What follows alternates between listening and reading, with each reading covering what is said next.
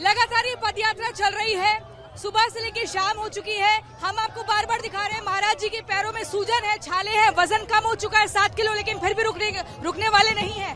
क्या लग रहा है, निरंतर यात्रा चलती रहेगी? बिल्कुल चलती रहेगी। और ये कष्ट तो बहुत छोटे मोटे कष्ट हैं।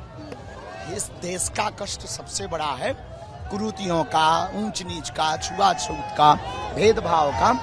हमारा उद्देश्य इस देश के सबसे बड़े जख्म को मिटाने का, तो अपने जख्म तो हमें अभी दिख नहीं रहे। महाराज जी, आपको क्या लगता है इस देश का सबसे बड़ा जख्म क्या है? और बार बार बांग्लादेश का जिक्र हो रहा है, जहाँ पर जो हिंदुओं के धर्म रक्षा के उनको गिरफ्तार करके जेल में डाला जा रहा है। वहाँ पर कट्टर विचारधारा वाले लोग हैं, इसलिए वो ऐसा कर रहे हैं। और वो कट्टर हिंदुओं के विरोधी हैं, सनातन के विरोधी हैं। वो उन्होंने कहा कि 90% हम हैं, तो सेकुलरिज्म का शब्द हटना चाहिए, इस्लामिक राष्ट्र घोषित होना चाहिए। यह बात अगर हम भारत में कह रहे हैं तो लोगों को दंगाई बातें लग रही, लोगों को हंसी लग रही है। यही हम हिंदुओं को समझाना चाहते हैं कि वो 90% आए और उन्होंने हिंदुओं की खटिया खड़ी बिस्तर गोल कर दिया। भारत में भी अगर बढ़ेंगे तो हिंदुओं की खटिया खड़ी बिस्तर गोल हो जाएगा। इसलिए एक ही उपाय है, अभी जाग जाओ, यात्रा में सम्मिलित हो, जन जागृति चलाओ, जगह जगह क्षेत्र क्षेत्र में। एक बागेश्वर बाबा से देश नहीं बचेगा, अब सबको बागेश्वर बाबा बनना पड़ेगा। आपने कहा कि इस देश का एक ही हल है और वो है बजरंग दल। आपको क्यों डर लगता है कि बांग्लादेश जैसा हाल भारत के ना हो जाए?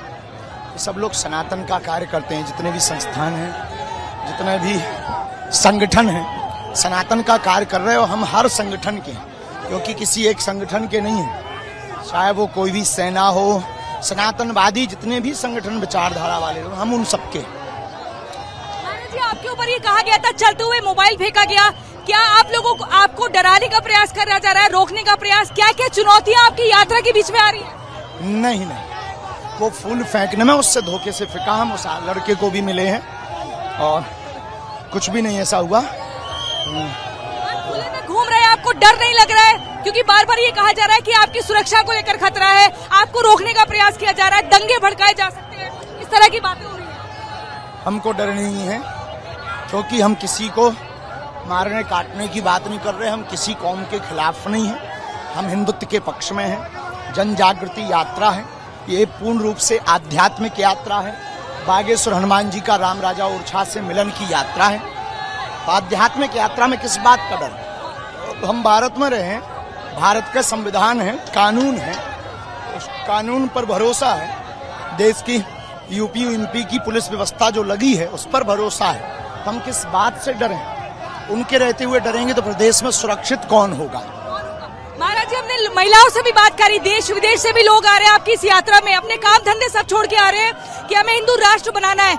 आपको लगता है क्या ये जो आपका संकल्प है ये वाकई धरातल पर दिख पाएगा? क्योंकि बहुत बड़ा मुश्किल चुनौतीपूर्ण काम है। अभी तो नहीं, पर आगे होगा, रुक के होगा, पर होगा। देर लगेगी। हिंदू बहुत देरी से जगते हैं, ये देरी से जगेंगे, लेकिन जगेंगे और हिंदू जागेगा, हिंदू राष्ट्र होगा। बांग्लादेश में 77 इस्कॉन टेम्पल है, बांग्लादेश में सबको तोड़ा जा रहा है, डराया जा रहा है। चिन्मय प्रभु को गिरफ्तार कर लिया है। क्या ये संकेत मिल रहे हैं भारत के लिए? खतरा है। यही हम बोलते हैं कि बांग्लादेश, अगर भारत को बांग्लादेश नहीं बनाना है तो हम हिंदुओं को अब सड़कों पर उतरना पड़ेगा। हिंदुओं को कायरता और डरपोकपन छोड़ना पड़ेगा। हिंदुओं को अपने खून में उबाल लाना पड़ेगा। भारत 1947 में आज़ाद हो चुका, लेकिन अब एक आज़ादी और चाहिए। ये मानसिक गुलामी जो छुआछूत, भेदभाव, ऊंच नीच की है, इससे भी हमको आज़ादी की आवश्यकता है। जात पात की विदाई होगी, जात पात की विदाई। देखिए, पंडित दीन शास्त्री ने बताया कि कैसे उनका संकल्प है जिसको वो पूरा करेंगे और हर हाल में इस लड़ाई को लड़ेंगे। वीडियो जर्नलिस्ट अभिषेक के साथ प्रियंका शर्मा, मध्य प्रदेश रिपब्लिक भारत के लिए। जय श्री राम।